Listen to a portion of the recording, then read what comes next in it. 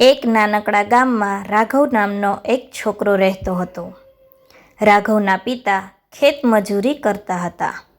ઘરની આર્થિક સ્થિતિ એટલી ખરાબ હતી કે ક્યારેક એક ટંક જમવાનું પણ નસીબ થતું નહીં. રાઘવને ભણવામાં ખૂબ જ રસ હતો, પણ ગામની શાળામાં જવા માટે તેની પાસે ન તો સારા કપડાં હતા કે ન તો પગરખાં. જ્યારે રાઘવ મોટો થયો ત્યારે તેણે શહેરમાં જઈને ભણવાનું નક્કી કર્યું. શહેરમાં ટકી રહેવા માટે તેણે દિવસે કોલેજ અને રાત્રે સિક્યુરિટી ગાર્ડની નોકરી શરૂ કરી. ઘણીવાર તે ઊંઘ પૂરી ન કરી શકતો અને ભૂખ્યા પેટે લેક્ચર્સ ભરતો. તેના મિત્રો તેની ગરીબીની મજાક ઉડાવતા, પણ રાઘવનું લક્ષ્ય નક્કી હતું. એકવાર રાઘવની પાસે ફી ભરવાના પૈસા નહોતા. તેણે વિચાર્યું કે હવે ભણવાનું છોડી દેવું પડશે, પણ તેણે હિંમત ન હારી.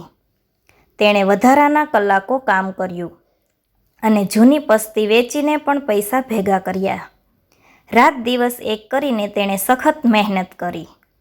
વર્ષો પછી તે જ રાઘવ, જેની પાસે પગરખાં પહેરવાના પૈસા નહોતા, જે આજે તે જ શહેરનો સૌથી મોટો બિઝનેસમેન બની ગયો.